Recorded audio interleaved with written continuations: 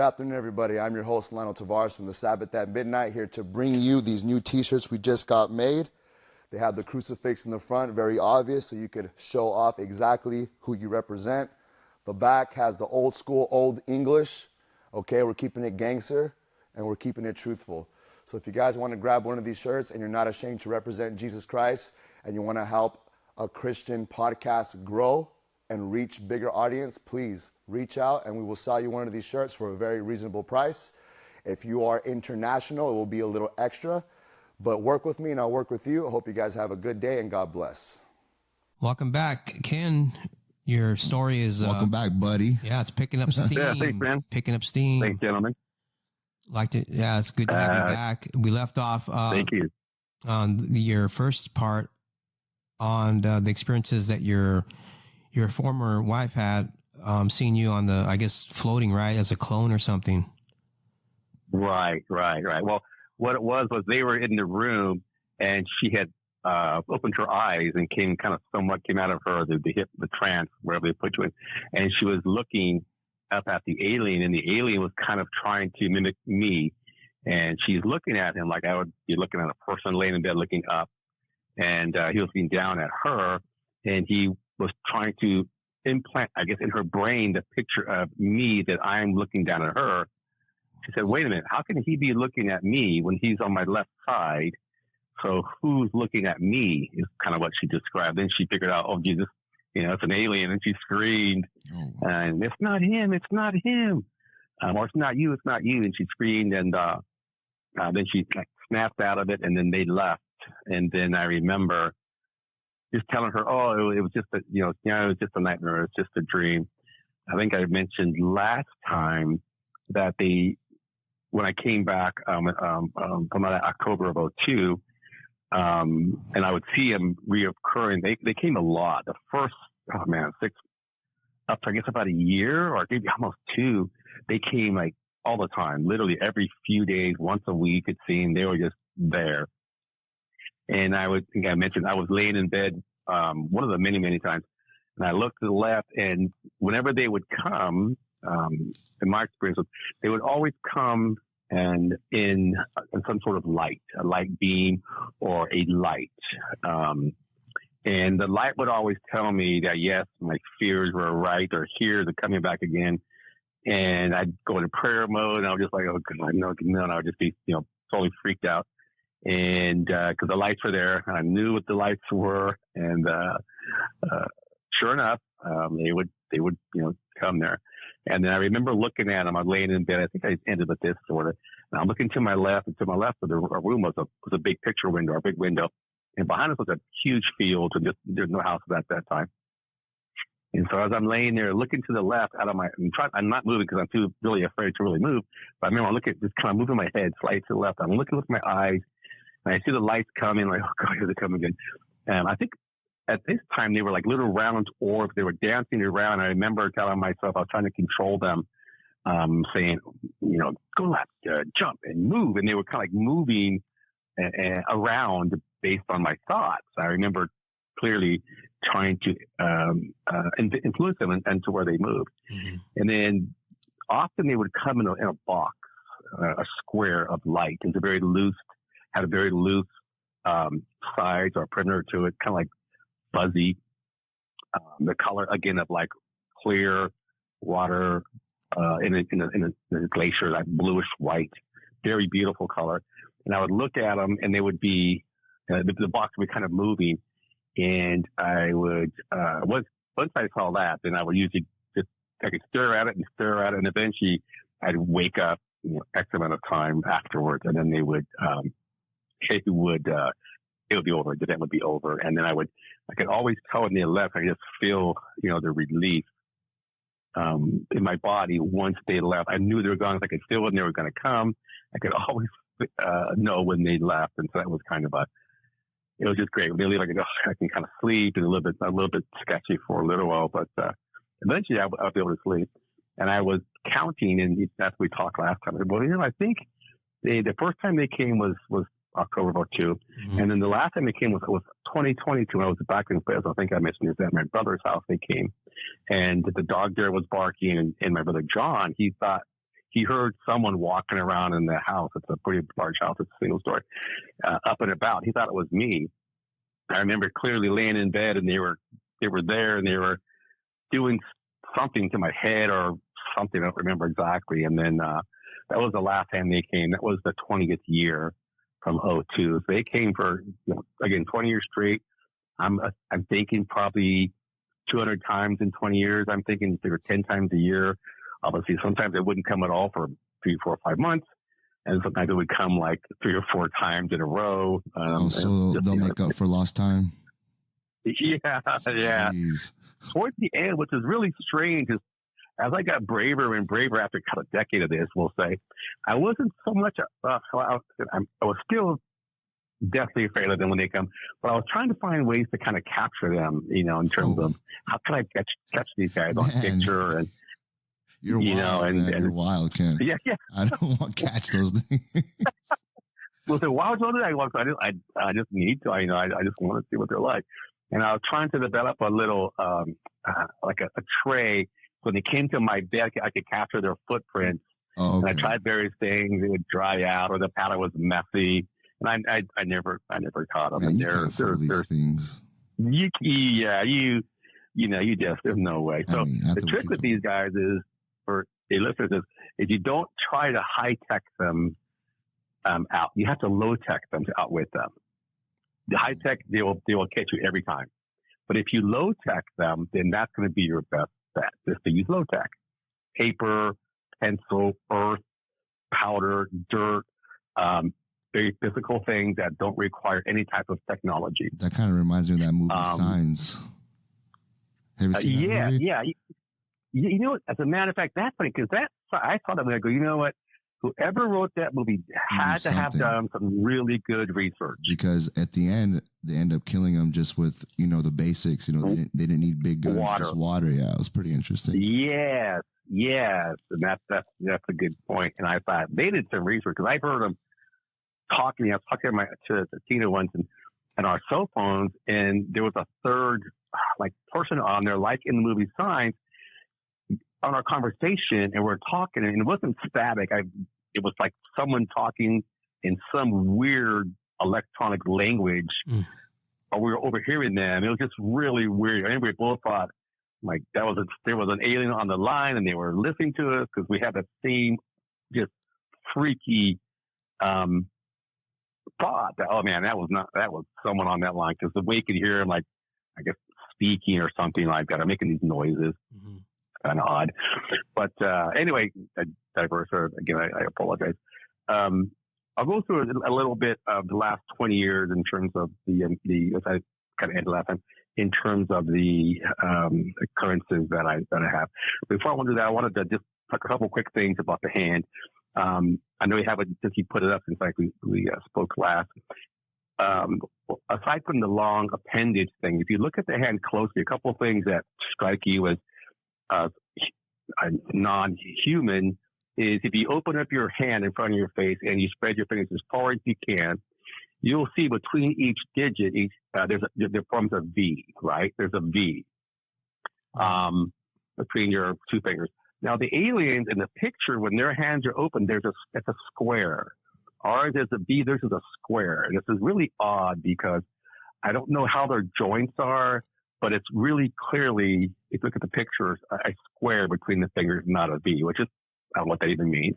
Another thing is, their joints, if you try to move your finger, you hold your finger up, and you move it from left to right instead of back and forth, the joints don't work left to right, obviously. They're meant to, to grab.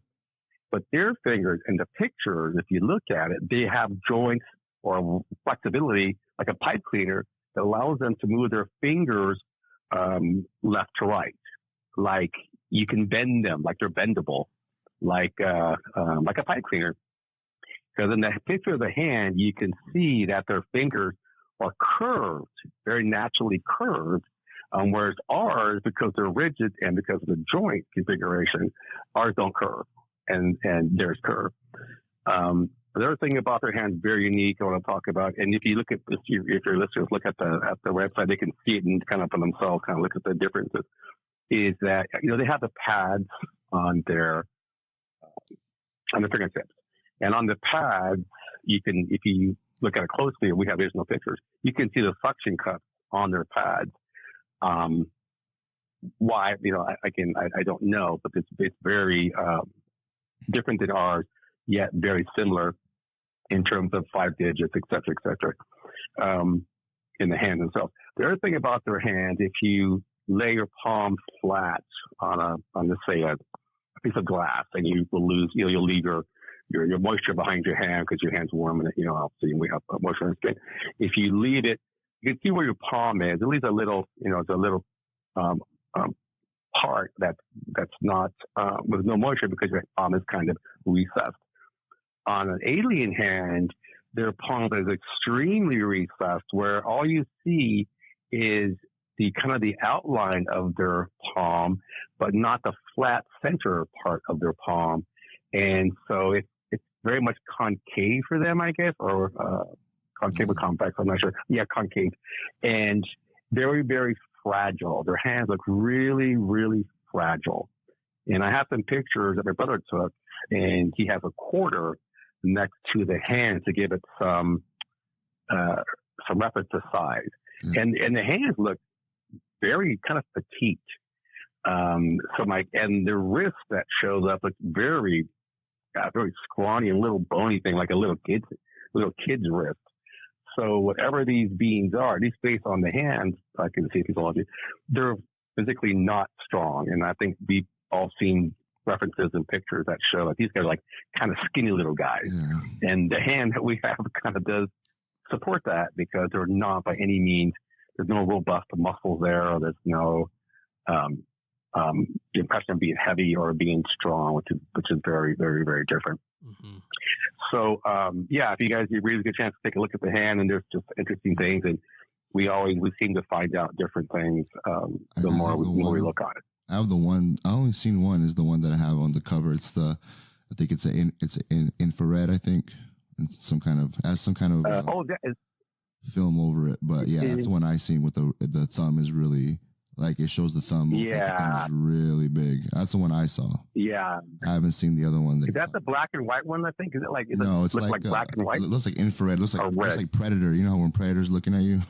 The hood on that one. Yeah, they use some kind of a contrast filter on it, so the hood's red on the car.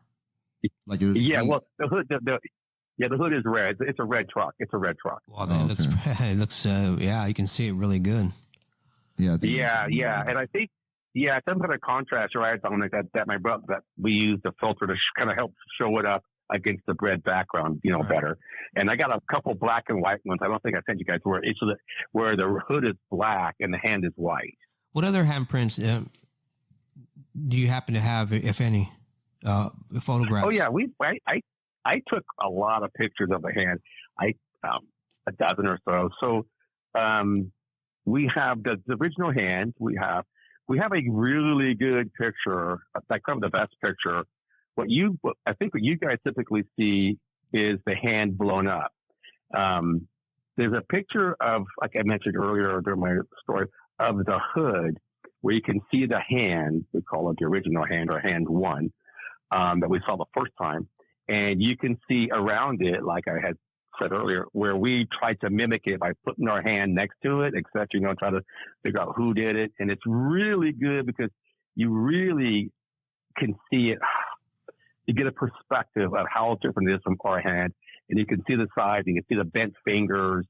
It's just in a great picture. We have a couple other hands. One hand we call the rod hand, ROD. Mm-hmm. So the original hand that you guys are looking at, I think, was that, as I described, was the hand that we took when Adolf first came down behind with Kenneth and said, don't leave. I got to show you something. And he brought the forwarder there, and we were checking that. And we were going, what?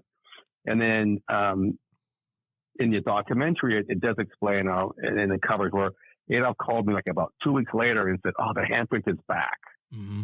What do you mean it's back? The handprint that he tried to wash off is back. It can't be back because you cleaned your car and you wash it and all these things. So when he came back, there is a second handprint, and it's in a different location on the hood. And this one is what I call the rod hand. because under this one, if you look at the two hands together, one of them looks kind of petite, like maybe a 9 or 10-year-old kid's hand. It just looks a different feel about it from what I see. And it's kind of smaller, petite, a littler, more frail. So I call the rod hand, looks much bigger, it's bolder. The fingers are straight in the picture, and it just looks menacing. It's just menacing. And in that picture, you can see where the hand is on top of, looks like a rod. And that rod is facing like Adolf's windshield. He was in there sleeping. And it's just a straight rod, and it's under the hand, and it left a faint impression on the dust of the hood. And what's interesting about that is I was doing some research, and a lot of abductees have mentioned that, that through hypnotism, that the aliens had a little rod in their hand, and they were like waving it at them and using it, some kind of tool, some kind of instrument. I'm not sure if you've heard that before, but I've heard it several times. Jeff of Paranormal Central, who did the interview with us and we did the movie, he and I were talking, and he said that someone had came to him, a family, and they had experiences, and they said that the aliens came, I think, to the children, I'm not exactly sure, and said, "Have you seen the rod? We lost our rod here, or we can't find the rod, or you know where our rod is." And think about a rod like, what's like, like a little magic wand, probably more way to describe it. And he said that they were going back to that house trying to find their wand because I guess they couldn't find it. So whatever that little wand is, I think it's important. Yeah, and it seems to me. Go ahead. I'm sorry. Go ahead. Sounds like something they used. They used to hypnotize you, or maybe when you got zapped with could be that beams. Laser. Yeah, you swirl that little thing around. Yeah. Who knows what it is, but that's just weird that I've heard that in several different instances, and it's the same thing. Yeah, we got that rod thing and this and that. So the second picture, and it's kind of hard to say. I don't know if I think it's on the documentary. It should be. I'm almost sure it is. Where there's the hand that came back. You can still see the shape, and you can see the rod underneath it as well. And if you look at the two hands side by side, and maybe I can show you guys the pictures of what I'm talking about. It's like looking at like a male hand and a female hand. You kind of see them, they're similar, but they're definitely also not the same to some extent. And that's how I see these two hands as a little more petite, small one, and then kind of a little a more masculine hand, I guess, if you will. Two different creatures. So, and that's what I think Adolf had that thought. And I think, Dominic, you guys have heard this too as well, Lionel, where there's different types of aliens, correct? Yeah, of course. Yeah. There's a handful of types. I think some are more like the brainiac ones. It's a little more like the workers drones, or something. I've heard over. Well, what I read in my readings and studies, this is what I hear most commonly, meaning like, people from different, generations, 30, 40 years ago, 50 years ago, and today all have one thing in common, that they all say that the grays, like the little ones, they're kind of like drones. Yes. Like they're kind of like, being controlled, so to say, like workers. Yeah. They're kind of like have a hive kind of mind. They're not really, intelligent when it comes to, like, for example, this is the examples that they would use. These grays, they're intelligent, apparently, supposedly, they fly these saucers. They know how to use this high tech technology. But what they notice is that when they abduct people, sometimes they would like put their clothes on backwards, or, they'll put the wrong shoes on them, or, if you're trying to be sneaky and you're trying to be covert, those are things that they're missing. It's kind of like, it's almost like they don't know what humanity is, or I don't know, like common sense or something. But they're missing, and that's why I tell you, you got a low tech in the depth. You can't have low tech. Exactly. It's like something's not there with them. Yeah, it's like something's not there that they can't compute when it comes to clothing, I guess. And who knows what else. So there's other examples that they said, but that one really set in like, for example, some people get they get abducted and they get left out in the middle of nowhere, for what reason? No, seriously. So like, where'd they come? what do we do again? I don't know. I don't remember. Trees, or they put you in the trees. I was like, what? Why? I don't know if I don't know. To me, that's not really. It's like a different kind of intelligence that they have. Yeah. I think we're just so dissimilar that they just don't get clothes. Yeah. And a shirt. I don't think that some makes sense. I think we're kind of on the same thing. It's just intelligence is like I think they're biologically made, kind of like a clone kind of thing, but made out of, who knows? Because think about this. They're always, this is the things that I think about. These are just my opinions off my crazy mind. So they're always, abducting animals, taking samples from different, humans and animals. So who knows, what they're making with all this DNA, why are they always taking pieces of animal parts and they gotta be doing something with them. They gotta be, doing something with it besides, what eating it? No, they gotta be doing something with this DNA. Barbecuing them. Exactly. Yeah, they're not barbecuing this stuff. They're probably making some kind of hybrid creature. For example, I heard a little bit of Adolf's story of what he saw on the ship, and that's a perfect example of what I've already, based on my research, I already have this set in my head that all these different kind of classes of aliens, these different sub races, whatever you want to call them, to me they are all just different, genetically modified, beings, part human and part animal, or part, in my belief, the fallen angels, or aliens, whatever you want to call them. I believe in the more Christian view of it, but it all fits. Right. In my opinion, when you read the Bible, all aliens make more sense to me. That's just how I see it. But yeah, right. And you're right. If you ask 10 guys, you're gonna get 10 different answers. What they are, where they come from. Yeah. Because nobody knows. I think we're not supposed to know. For whatever reason, I guess we don't want to know. Probably we don't want to know. We probably can't handle it. And that's funny because when you watch all these movies, we can't show ourselves because you guys can't. You're not ready for it. I'm a strong guy. I moved out when I was 17. I'm, self-made, as it were, in terms of taking care of myself. And, I've been everyone done most things. I can roll throughout something like you, Dominic. But I'm thinking that, imagine people who can't do that, who don't have that wherewithal. Yeah. And there's nothing wrong with them. They're not better or worse, but it's different. It's like, they probably yeah, everybody. Like I was gonna say, I say this all the time. Not everybody's built to be a warrior. Someone got to, do the paperwork. Someone got to push the computer side, and there's nothing wrong with that. No, nothing wrong. No, I'm not better, not worse. Yeah, and I understand exactly where you're coming from. I'm a coach, specifically mostly boxing, and I tell, some of these parents, I tell them the truth. I'm like, look. Your son, he's good at hitting the pads and all this and that. But when it comes down to the fight, he just don't got it. It's just not for him. You're right. And some people are not able to handle these kind of, this absolutely this alien, this thing, this disclosure that's going to happen. It's going to happen big, and some people are freaking out a heart attack. I think, and then people are nuts. Humanity is crazy. So. If we need one more thing to worry about, the alien, really, seriously, we can't handle ourselves. Jeez.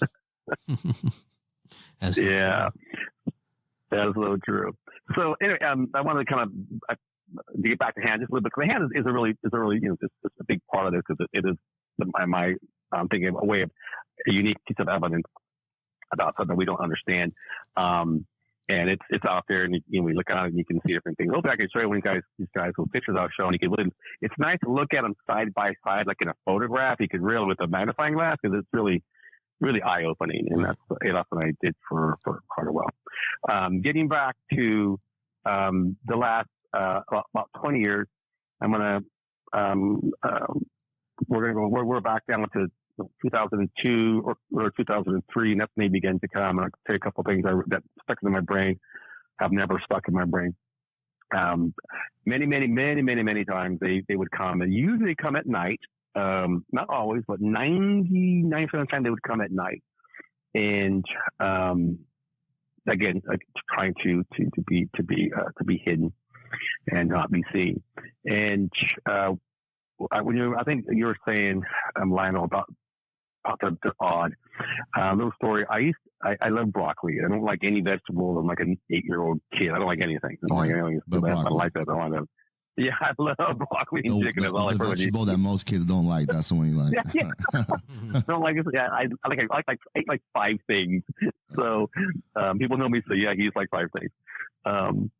And I had a broccoli pot, and I would steam little broccoli, a little soft little pot. This one lived in Rancho Cordova. And that's why I bounce around, but I think about Stone Tail, I'll forget about it. I had a broccoli pot. Now, it was my favorite pot. I had it for years. I used it perfectly, and I had a little strainer in it, and I would use it to make broccoli all the time. And one time, as a matter of fact, I think, Dominic, the picture I showed you where there's that little orb, that little drone in my bedroom. Yeah, weird. You see those purple lights that were in that corner there? Around that time, I remember I got visited one day, and I think it's about that time I took that picture, or very close to it. And I remember I was going the next day or day after to make my broccoli, and my broccoli pot was gone. And, it's a broccoli pot. I mean, you don't take it outside. You don't take it on a trip with you. You don't pack it away. You don't move it. I mean, it's a broccoli pot, a little soft pot. I mean, and those fuckers sold it. Oh, I had to buy another one. So you think they took your broccoli pot? Oh, I know they did. They're 100% sure. Like, they sold my broccoli pot. Maybe they took it just to see your reaction, just to see if how you react. Because to me, when these aliens are doing this, or whatever you want to call them, when they're following someone around for many years, to me, they're just like doing an experiment on you. You're like a rat. And yes, they're studying you. Yeah, exactly. Absolutely. That's just my opinion. Yeah. And I think you're right, because they don't steam broccoli. Obviously, we know, right? Steam broccoli. Yeah, that's all they probably. I mean, well, maybe they do, but it's funny because I think, why don't they steal my? I was pissed. I love that broccoli pot. Anyway, about the other one later on. But I'm glad you brought to that, because I remember thinking that they were probably studying my emotion and reaction to it being gone. Yeah, that's what they were probably seeing how it affected me and how it affected my emotions and my synapses, all my brain stuff. I think that's it. Because a couple other times I remember talking to Tina, and she had her favorite comb that she always used. This is when includes favorite comb.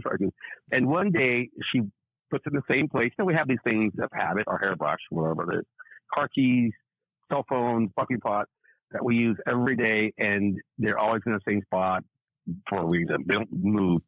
And one day she was going to get ready for work, and they took her comb. It's like a little pick, a little thing.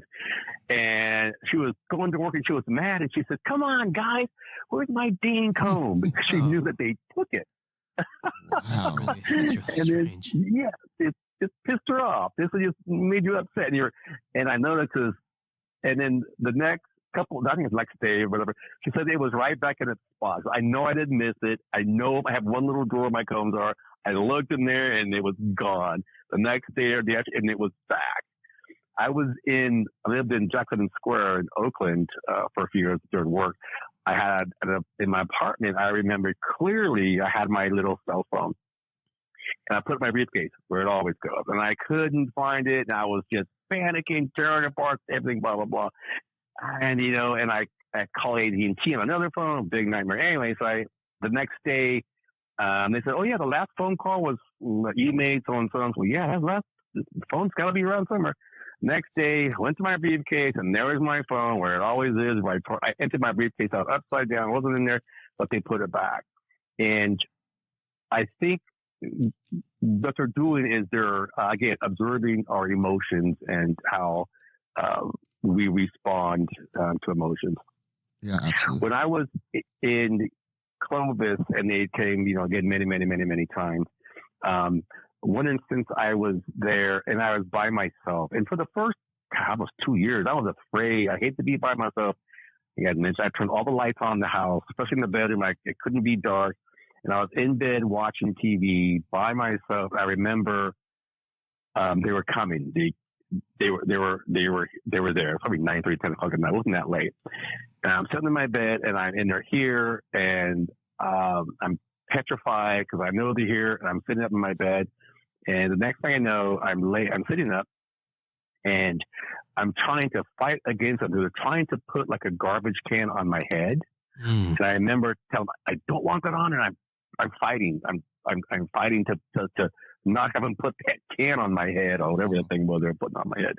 And I'm struggling against them, and I didn't really have any power.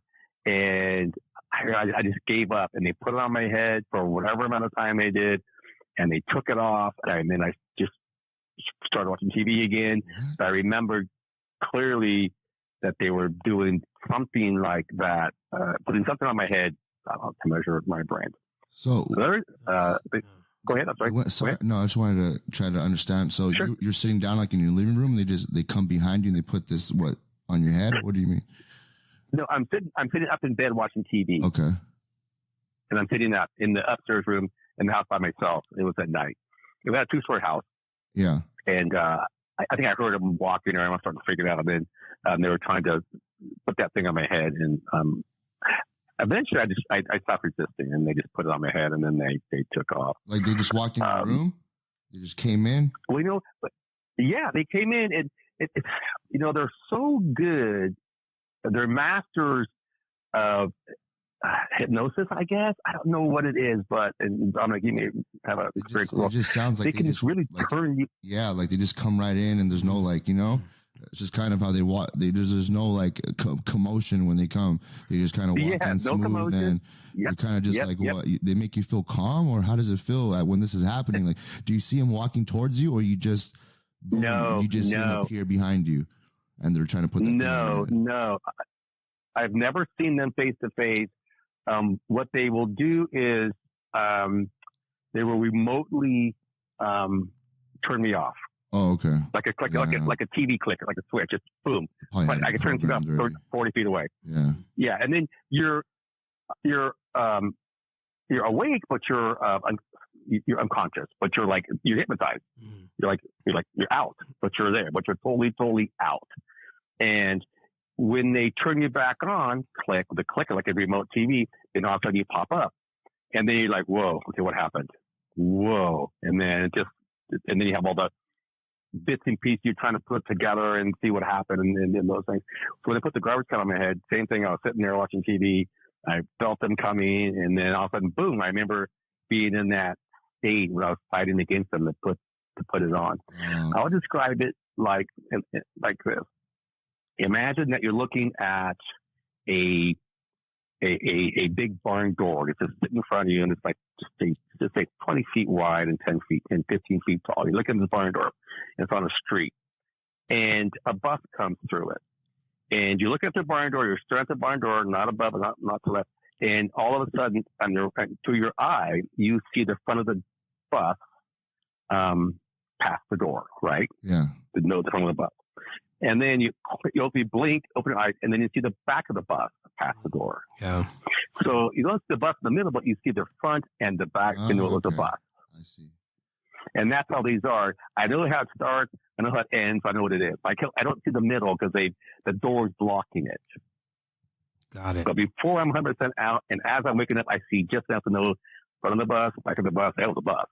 If that makes sense. No, it doesn't make sense because it sounds like you're in the middle. You're under hypnosis or something. Yes. While during the how do you say the climax of your experience? It's all brushed up. Yes. They put a big barn door in front of it. So that's kind of how I would describe it. Very odd. We were at the house one day, and when they came, and I never forget this. Sometimes they will make. I think it's like maybe the energy, but you know those little clickers when you were a kid, and they were like little frogs. They like click, click, click, click, click, click, click, click. Remember you used to click them? Yes. They had a little piece of metal, and they're like little. I don't know what they were for. They're clickers. Well, it's funny because I always remember, often before they would come, I would hear that clicking, like clicking, the click, click. Click, click, click, click, click, click, click, click, click, but it was like that clicker when you were a kid. Now, I think when I was over, I don't know where it was the last time, but I remember thinking, who in the heck has got a clicker? Who's out here with a clicker? And those little clickers. Yeah. And I was in Clovis, and I remember those clickers were going off outside the window. Like, oh man, it's like, what the heck is that? You know, what is that? And we had a big visitation that night, scared the death out of me and Tina. And it was literally all night. They were there from like 10 to like 5 in the morning. It was a long, terrible, terrible night. And she remembers the total fear of that was terrible. You never looked outside? Matter of fact, yeah, they're outside the window. But, They came down on their freaking, and with those big 2-inch blinds. And I remember laying in bed, frozen, and I'm looking. When they first came, I remember them coming, and I was just like frozen, like, oh my, what's here? And we both heard this huge sound outside, like a big screeching car or a bus or a truck or something. I mean, it's terrible noise. I remember hearing it, and Tina got up, and I remember she peeked through the blinds, the big 2-inch mini blinds, right, and to look at it. And I remember her to my left standing there, and the aliens were doing whatever. I was kind of in and out of it. I remember standing to my left. I couldn't move. And she basically had stayed in that position 5-6 hours, maybe, we're guessing. Wow. Frozen, looking out the window, because the next day when they put us back, she's like, oh man, my legs are sore and my shoulders hurt and my back is killing me. And I'm so tired, like I didn't sleep, because she was like frozen, standing up in that position, peeking through the blinds with her 2 fingers for hours and hours and hours. Well, yeah. And that very, very same night, Anthony, who's our oldest boy, him and his friends were out there going east towards the foothills, and this is again in Freddy Clovis. And behind our house was a bunch of open fields. And he really remembered clearly that him and his friends were saying they saw a cloud, and they saw in the cloud they thought was a UFO, and they were joking. They're high schoolers. Mm-hmm. And like, hey, Anthony, there's a big UFO going towards your house, because they saw it behind the field of our house, behind our house east of us. And sure enough, that was that same night when they had come for hours and hours. The kids were gone. Anthony with all his buddies do whatever for till late at night, I suppose. Or 17, I guess. He's 17, 18. I don't remember exactly, but young high school person, high school age. And they were joking because they saw the UFO behind the house in a cloud. And they were like joking about it. And that very next day we talked about it. And I was like, wow. I wasn't surprised, because they were definitely there. They saw a UFO in the cloud, you said? Yeah. Oh, see, that's another thing too that's starting to come out a lot, that I hear a lot too in common, that these UFOs are in clouds. I mean, they made a whole movie about this. It's called Nope, the movie, Nope, just the word Nope. You know, I just saw it for the first time like 2 days ago. Yeah, and it's literally about UFO in the clouds. You know, I already knew this. I mean, I don't know it, but I've already read about this. Since I've been over a decade ago. But now that they're starting to put it in the movies, and it just gets because when it's in the movies, we already know how it is exactly. We know a little something. Like so. But and then another thing too, it's just even the Bible. Like in my opinion, when the Bible talks about the giant pillars that come in the clouds, to me, those are, very in my opinion, cigar-shaped. Those cigar-shaped UFOs, like a pillar, and the cigar-shaped UFOs are always hiding in clouds. I mean, these are things that I just try to, I mean, what else can it be? A pillar of smoke come out of the sky. I mean, it's not a flying stone. Seriously. So that makes a lot of sense. That you said that they saw a UFO in the cloud. It was in the cloud, or it came out, or was it cloaked in the cloud? He didn't say they came out. He said they were driving east, and they saw it up, and it was cloudier in the clouds behind the house, and they were saying it was a UFO going to our house. Just joking. And the kids didn't know anything about what happened to me at that point. I don't at all. Yeah. They're just joking. Yeah, they saw it, and it was there. While I lived in Clovis for years, they came and went, and then came. One story I remember, we had a little dog, like a Yorkie Poo, a little cute house dog. And a couple of nights, I remember I was sitting there, and on the bedroom door, there was a big square of light dancing in a square, and I think I drew pictures of it and it's on the website. I mean, on the documentary. And I drew pictures of this light, and it's on the door, freaking me out. I've seen that little pattern many times before. I'm like, oh man, they send their light down first. I don't know what that light does, but I think they travel on it or through it. I don't even know, but I saw that light and just freaking me out because I thought, oh, here we go again. One time, it was daytime. It was light. It was very bright. We had white walls, and when it's light and it's bright walls, you don't see a flashlight shine so much because there's just too much light, right? Right. And the little doggy we had was barking just ferociously at a blank wall, just going crazy because the aliens were doing their light thing. We couldn't see it or sense it, but he could. And he was just staring at the wall, just wailing. And just like, a dog, when he sees a mailman, just stiff and barking. And I remember thinking he must see lights. I can't see him. Mm-hmm. Because whenever he would see those lights in the house, when he could physically see them, he would do the same exact thing. Bark at the door, just stare at the door and just bark at a closed door until because he would sense and he would see what they were. Sometime after that, the lights again would come, and they would be like little spiral flashlight, little circles, traces in diameter or whatever it was. Mm-hmm. One time, this was after these guys had come for probably 2 years. They were coming in, and this is in the documentary, and I could see the lights on the trim of the window. And this time I got up because they're just sitting there. They were spinning. I'm going to touch these things. And I went to touch them with my hand. Because if you have a flashlight and it's like shining if you're looking forward, say looking at a wall, so there's a flashlight behind you and they're shining a little light on the wall in front of you. You're looking forward. You go to the light, you go to the wall to put your hand in front of the light, and it will shine behind your hand, right? True. Because that's the direction the beam goes through. In this case, I did the exact same thing on the trim, but when I put my hand on to touch the light disappeared under my hand.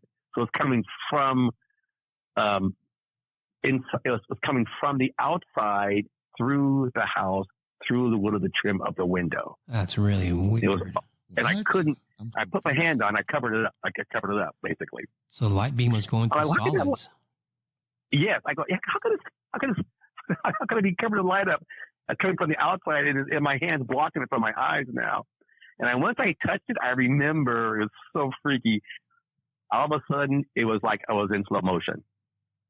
I remember, like, I touched, all of a sudden, everything just. It was just weird. It was just like I was touching a portal, or I know it sounds crazy, but it's just so weird because I remember touching it, and I remember just being out, just being very different while I touched it, and almost like I was underwater or something. Just boom! It was just very freaky. Was that the same light beam that hit you in the mountains on the camping trip, or similar? No, very different. Because the ones the spiraling ones that went around that hit me, those were like twisting balls of energy, or twisting rays of energy, not necessarily light. They're like tasers. Okay, and this was just totally different. Yeah, this is just like the color of that blue light I was telling you about, that someone shining from a plasma that doesn't exist. Mm-hmm. And you would see it, just weird patterns. I mean, just weird light patterns, and that was always them. And once I got the nerve to put my hand on it, and then that was okay. I ain't doing that again. And then just underwater is very strange. Wow. This went on at the house. One more thing, I'll tell you about Clovis. One day they came, and I remember they came at 10:30 at night as usual. And I'm thinking they probably put tea out. That's Tina. And I was gone for whatever else, and they took me up. I remember I woke up. I woke up like that, and I was on the balcony at 5 a.m. Wow. I don't know how I got there, why I was there, but I woke up on the balcony looking out the street. It was probably like this sun was just coming up. And so that's the time when they abducted me the second time for a long-term abduction. They pick you up to the spaceship and test on you, whatever they do. Because I remember I was on there and I looked down and I saw a half cat and a half dog. I call it a cat dog. Oh my God. So Where'd you see that? I'm looking down. I'm like, that's free. I'm like, but I didn't. I'm like, well, that's a cat. That's a cat. And with a dog body. It's a cat dog. Where was this at again? Wait, hold on. Where was this at exactly? This is in my house. This is one day in the abduction. It's in your house? Yeah, on the balcony, on my balcony. Oh wow! What color was it? Yeah, it was brown. It was like a tabby color looking brown. And it was big, small. No, it kind of reminded me of our dog with a cat head. So there was our dog, and it was just there looking at you. It wasn't moving around. What was it doing? I was looking at it, and it's walked away. What? It has to be some kind of experiment. That's weird. Like I said, remember I just told you they're mixing this cat dog, man, stuff up. That's crazy. I call it a cat dog, and I go, that's weird. It's a cat dog. It's half cat, half dog. And I didn't think about it. I went in the room. This dog was on my bedroom. Went back to bed and went back into bed and got up and went about my business. Yeah, like no big deal. Like right? no big deal. They cleanse your brain, so you go back and there you are. There's all the and then that's crazy. That could have been a spot. Yeah, that was funny. So now this is probably number 2, 3, 4, probably like I don't know 1105, 1106. 2006. Excuse me, 06. So like maybe I don't know, still many 16 years ago from today, I suppose, something like that. I think that'd be correct. And I moved away for work, and so this enclosed just took place for years and years and years. And my wife and I separated, and I had an apartment in North Clovis. And all the years I was there for this is I don't know, again 2-3 years. I'm discussing. They came constantly. I would see the lights, and I was by myself, which is terrifying because I could hardly sleep because I'm just going to come again. And this went all the way out to through I think about 2009 or 10. And about 2009 or 10, I had moved to San Francisco. I took a job to manage the SF office and in San Francisco. And I think I sent you Dominic a picture of my right hand and my fist is clenched, and there's that little chemical burn on my above my knuckle. Yes, yeah, that was in San Francisco. And they would go to San Francisco, and they would go. I had an apartment there in downtown, and lights would come. This would happen. I wake up with these weird burns on my hand, and often I don't know what it is, but I think that they're testing. They're doing some kind of test on you, and they do all these weird things to your skin. Or you see the bruises, or you see the remnants of that acid-looking burn thing I had. Mm-hmm. But they're using some kind of instruments to probe you or test you or inject you. In San Francisco, let's say 2011 now. And from there, I moved to Rockland Square in Oakland. That's where they hid my cell phone. And again, they would come. At this point now, it's almost uneventful because now we're going on 10 years of this stuff now at this point. And they were pretty subtle for a while, where they would just kind of come. And they wouldn't really freak me out that much anymore. I mean, still be scared as hell, but they wouldn't do anything grand. They get me when I'm in my sleep, which I didn't care because I don't have to worry about it. Please let me be in my sleep, please. and they went all through 2009, 10, 11. They were this there. And my ex-wife at Tina was saying at that time that they were coming to her constantly, just terrifying her. Look what you did. Wow. Yeah, poor thing. It was terrible. Oh my God, it was terrible. Separation, the divorce, living apart, all these things that we all go through as people, and then the aliens are coming every other week, terrifying. Yeah, we already have problems in relationships. Where are you going? Who's your coworker? Yeah, you got aliens. Come on, man. That's a lot. I'm like, oh, that's a lot going on. Yeah, it was a lot going on.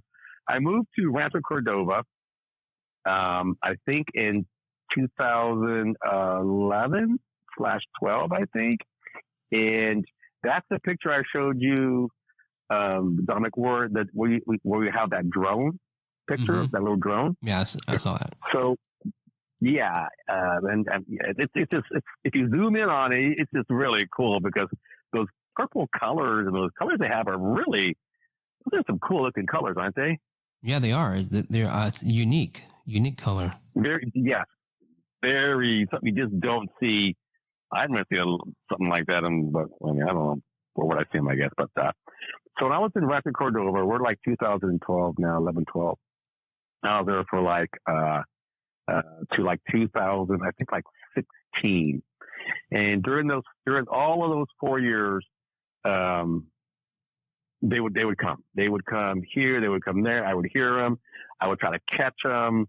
That's when they sold my broccoli pot was in from the Rancho house, and that's why I tried to get them on film with my infrared. But they were going to have nothing to do with that at all. It's like they're watching you. It's like they're watching you plan all this out, like in some type of invisible realm that you can't see, but they can see you. That alone is. I think so. Yeah, that's scary. Yeah, I think so. And I remember one time when I was there, and this was the first time I've had missing time before, but nothing like what I had in Rancho. So remember back in the day, we used to burn CDs. You'd go to like those kind of semi-illegal days. You go to those illegal websites and download LimeWire. There you go. Lime. Yeah. Yeah, a couple of LimeWire was king, though, man. LimeWire was king. So burn funny, all my man. CDs on those. I burned. Do you remember that? Of course I do. I buy a whole deck of CDs. If I had a crush on a girl in high school, I'd make her a CD. Bam. Order a CD, mix, man. You were it. I was there. Because before, you couldn't get mixes before them days. There was no mix. You bought a whole CD, like one song and a whole screw. You buy one CD for one song that you like on the album. Yeah, $11. Oh, man. So, yeah, anyway, you guys get it's kind of funny. But I was in my office at the time, and I was burning a CD. And sometimes they would take a long time to burn. I don't know how the tech was, but some of them burned relatively quick. But back then they burnt kind of slow, remember? I'm like, oh man, 18 minutes. Oh God, track one. Ugh. So you go walk away, and they were slowly burning them, and there was ways to, I guess, make them faster, but I didn't know that stuff. So I'm in my desk and I'm burning a CD, and I burnt one CD, like, God damn, I got that one CD good. It's like, great. I took like 20 freaking minutes. I go, oh, geez, I'll do one more. I'm going to put in, I'm going to go do whatever. So I'm sitting at my desk, and this is how good they are, how utterly seamless they are about getting you. I'm at my desk, in my chair, in my office, and I'm burning the CD. And it's like 3:20. I put it into burn. I'm looking at it, and it starts. The next thing I know, bam, the CD is done. I was like, oh my God, that was so fast. like barely a minute. It had been almost half an hour later. Wow, that's scary. Something happened. I did not move from my chair and my desk.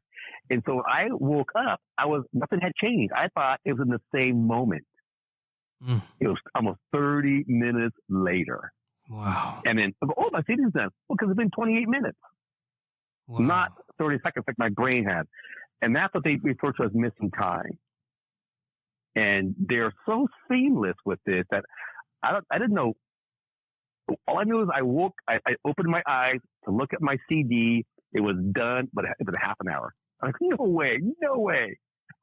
Yeah, these beans are the editors. Oh, absolutely. Seem like they're editing pieces and patching, splicing. Absolutely. They're masters of editing. Yes. Absolutely. I like that. You're right. That's the way to put it there. They edit your time, and they edit you in that time. Yes, 100%. Yep. I like. Yeah, I do like that reference, because they are editing all you. Totally, it's like editing a piece of tape. You stop, slice, put together, start again. Skip. Yeah. Skip the part you don't like. I love Skip the part. Yeah. Want them to remember, and boom. Yeah. And because when they cut that piece of tape out, all you remember is like the bus, the beginning of the bus and now the end of the bus. So nothing in between. It's all gone. It doesn't even exist. But the bus, even though the bus, because you saw the front and the back. So what else could it be? The bus. I saw the bus. When they were doing that, I remember thinking to myself, "Oh my God, that was total missing time," because the 28 minutes I didn't know it would have been a minute, buried in a minute. And they would come when I was in that area. I mean, in Rancho, all the time. Again, every third, whatever, they would come. And I remember one time, a friend of mine was there and staying over at the house, and he had a dog. He had a little dog, and he had a little guest room, and he was there with crashing out, and I could hear his dog barking like crazy. I'm like, oh, how's that dog barking at? And the dog was staring in the dark into a dark closet, just going crazy. And I goes, stop it, stop. And I heard boom, and I heard the heel of someone, like when you back up and it hit the back of the closet door. Ooh. Wow. If that makes sense. Oh, it does. Yeah, it does. If that makes sense. And so when it did that, it freaked me out because I said, "Oh, Jesus, there's an alien was in my closet, right there in the closet." And so I screwed up my nerve and turned the lights on in the bathroom, and then went from the closet, and nothing, completely nothing was there. So these guys can just, snap in, snap out, snap in, snap out before you can even realize, the whole circumstance. They're so good and so fast at that. You can't really trap them. So, no, you can't trap them. You can't trap them. And you guys have known, people have tried, and they don't want you to be seen. I mean, they don't want to be seen. You're not going to see them. No. Well, you might see bits and pieces, it tells you what your brain can, and how your brain is wired. But for the most part, yeah, you're not gonna, it ain't gonna be good. Or sometimes, I guess the working theory is they move so fast, or their vibration is so much higher than ours that they could probably move past us and we won't even see them. That's a theory. It's possible. Yeah, it's very possible. You get this wormhole theories and all this other stuff. It's very, very possible. I remember thinking sometimes that in the corner of my eye, I would see something move, but they were so fast. By the time I would turn, they were gone. It already happened. I wouldn't doubt that. I wouldn't doubt that at all. That's how they move. And then now we're up to 2016, so I was in Rancho, and they were still coming in, still going, and now we're 2016 or so. The last place I moved in 2016, December 7th, actually, I remember that, I think it was like D-Day, I think. I moved to Pollock Pines, and I lived there until 2021. And or 2022, I think, 2021. And when I was there, this is the house, Pollock Pines. It's in the mountains between Sacramento and Tahoe. Beautiful place, pines. I had a 2-story house, lived there by myself, which is what I was thinking. It's in the mountains. It's beautiful, but it's not the place to go. You're trying to avoid aliens. And they came there a lot. But by this time now, it had been 15 years. But now, when they would come, I stopped seeing the lights ahead of time. And I think it's because either it's like you're saying, I'm like, I don't know. I mean, I have neighbors where there's no street lights and this mountain and this pine trees. It could be something with the other technology that's all around you that affects maybe, their stealth. And now that you're out in the middle of nowhere and there's really no, radio waves or whatever, 5G, 4G going around, you're just giving them the easiest way for them to get to you. Yes. For some reason I stopped seeing lights. Maybe as technology changed, they don't need lights anymore. Because the first thing, 15 years, if you want to go down get out there, 15 years of our time, could be who knows how long it is at 15 years of their time. And who knows how good their technology got in those 15 years. Yes. Maybe in 15 years, our time, their technology was so good they don't need light anymore, because that's archaic. They show up, boom. They don't need light like they did. Because for some reason, I saw less and less and less and less and less light over the years, till there's never any more light, just them.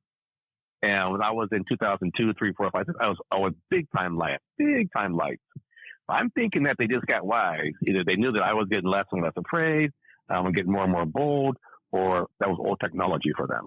Because, I figure 12 years is a long time in technology. Yeah. Could be the difference between a ship and a portal. Maybe they come in a ship and you see lights. Maybe the portal, there's no light, or maybe it's vice versa. But who knows? Yeah, good example. Yeah, I mean, look at us in 10 years. Exactly. The cell phones are turning into walking robots. Who knows what they'll do in those 10 years. Technology, and that was my thought. 100%, and that's exactly what I was thinking. Yeah, man, there's maybe they just don't need it anymore, and so you won't see life like you used to in the old days.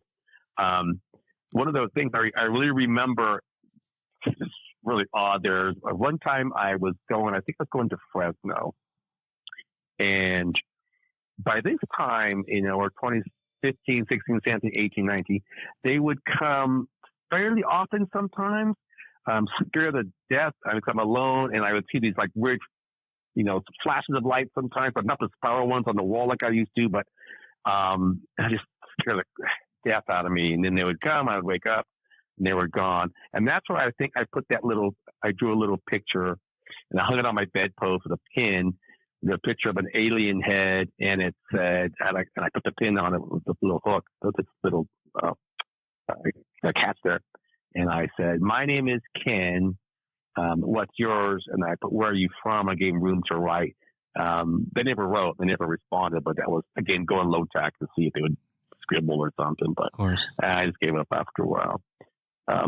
One story I remember that I was there was I was going out of town. I guess I don't know, Fresno, I think. And I had an alarm. I never used my alarm. I don't know why. I think it was the house. I just hooked it up. It was cheap. And I'm driving towards 99. I get a call. I get all these missed calls. I didn't pay attention to it. And they were the alarm company. And the alarm company says, "There's someone in your house. Is it you? And I finally called them back. I said, I'm on the freeway." She said, "Well, we have definite motion in the downstairs, like living room." And I go, "No, house is locked up." I said, "Oh, shoot." And they said, we're going to call the police.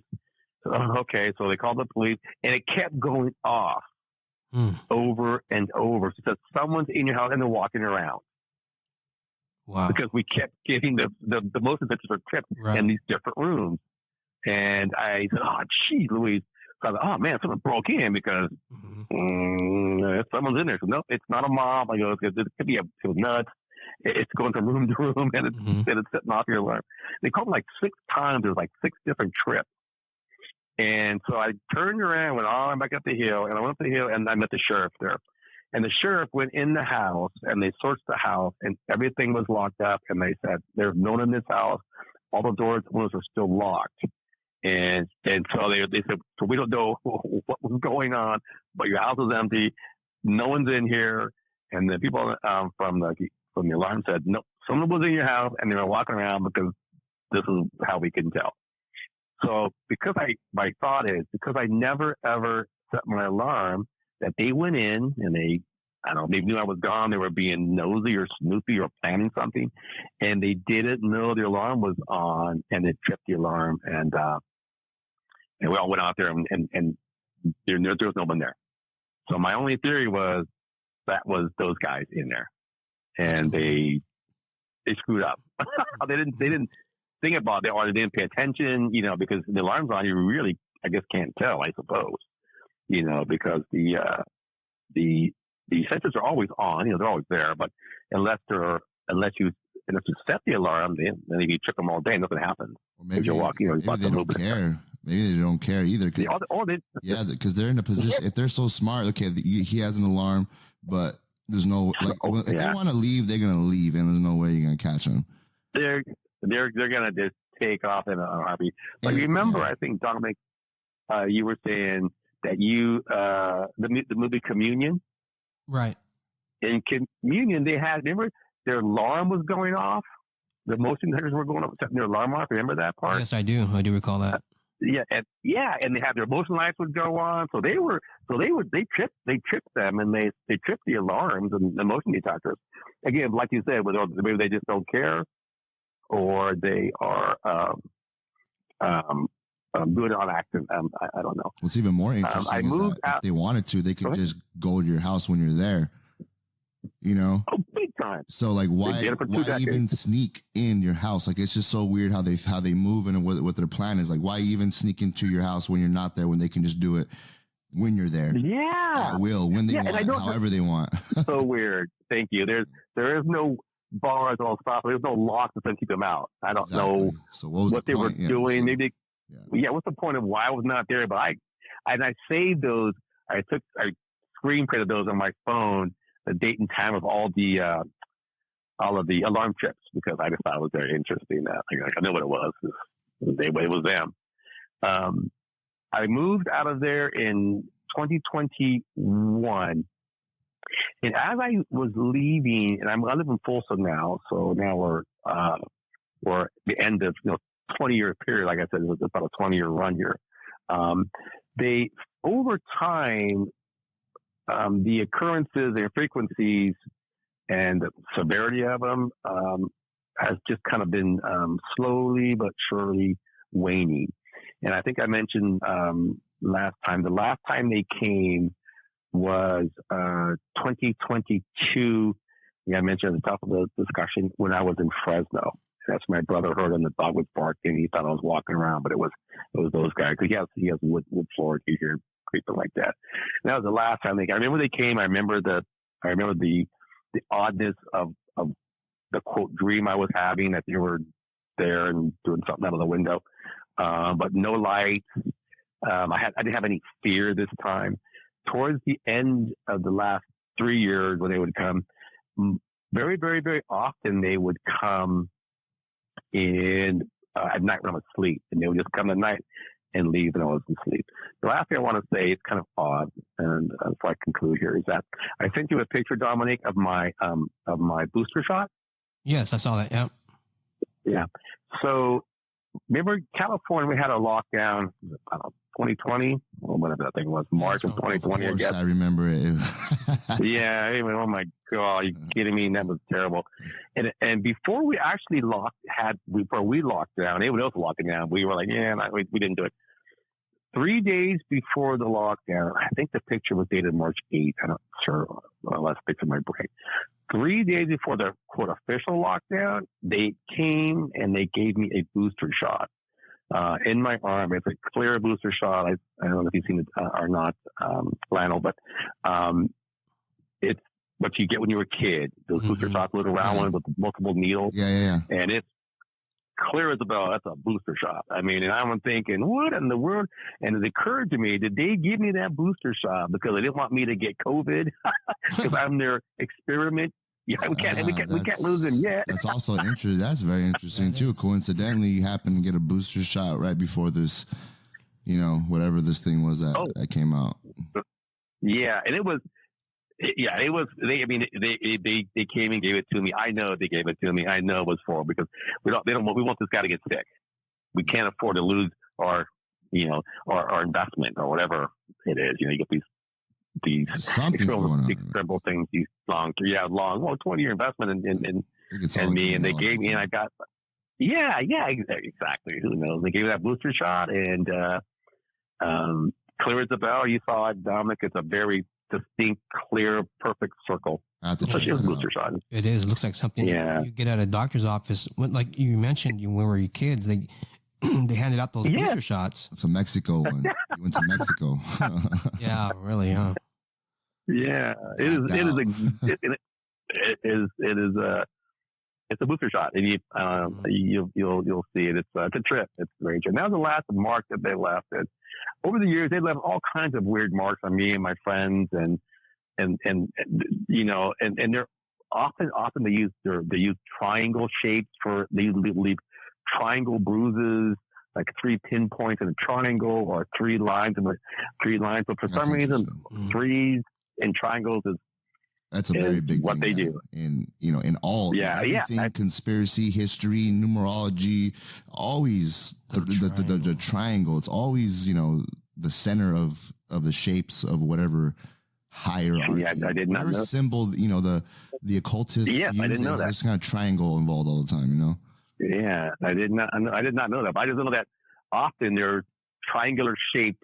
Often, enough times where I see it on, you know, on me and my friends and my ex-wife, where we were bruised in their 3, like they put some machine on, and I don't know what they did, but yeah. And to kind of wrap up, that was the last time was 2022. That was my 20th year. In 2023 and the later part of 2022, I've had no experiences.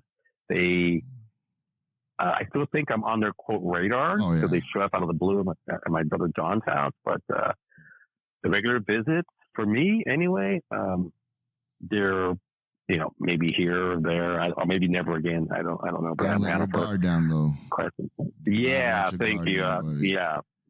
Yeah, that's it. So really quick. Hey, gentlemen, that is. Oh, go ahead. Sorry, go ahead. No, go ahead. Finish. Yeah, that. Yeah, I'm sorry. That is my story from the 20-year story of me. Man, it's just so. It just seems to me like you're so used to it. You got so used to it a couple years in that, you know, like earlier, you know, you saw a hybrid creature with a cat head and a dog body, and it was just so nonchalant. It's like, oh, you know, what else is new? At least it's not an alien. Yeah, I'm going to go back to bed. So you're just so, and that's how it is with me. You know, I grew up on a ranch with all kinds of weird stuff going on, and like when it comes to, like, you know, demonic forces and ghosts and all that stuff, that is another day at the office for me. Like when I talk about that stuff, people think I'm crazy because I'm just talking about like it's no big deal. Just how you talk about it, like it's no big deal, but no one will understand it unless you go through it. And I always tell people, do not ever, you know, laugh at somebody. You know, you never know. You never know what they really went through. And if it is true, if this guy was abducted by aliens, or, you know, my story, if I really was, you know, attacked by demonic forces, you do not want to have to go through it to believe me. No. That's the thing. You don't want to have to go through it to believe it. You know, just take a word for it, you know, and that's it. Yeah. And it's terrible. You know, it's terrible. It's very scary. There was nothing. One thing that related about it. You said you had these triangle marks on you, or three scratches or 3 dots.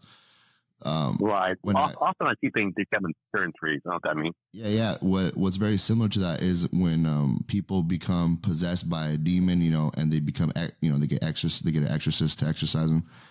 One of the common things that come up on someone who's possessed is 3 marks, like, you know, 3 lines, a scratch. Oh, really? So that's like one of the main things that they look for too. Also, when you know, when they go look at someone that they're possessed, you know, the Vatican will send someone to make sure they're actually possessed before they send the exorcist in.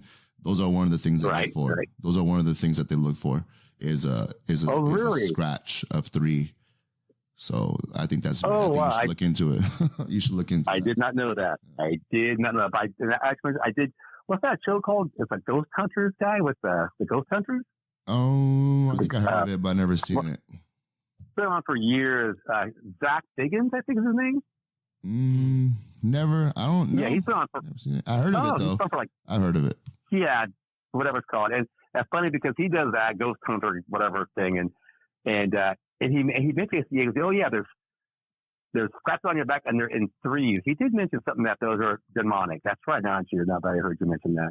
He has mentioned that before. Yeah, that's very, you should see, I think these things are all related. Yeah. So to me, I think they're all part of the same army of darkness. The Greys, the Reptilians, they're all coming from me, in my opinion, the same source, the Nephilim, the giants, you know, from before the flood, fallen angels. I think it's all part of the same, you know, the same branch. Same gang. Comes from the same. And none of it's tree. good. Yeah. None of them. Yeah. That's and it's not good. I just don't like it. And I never heard a good story about an alien abduction. Never. You know, yeah, and then if they're here to help us, people, the ones that do get brainwashed, they're here to help us.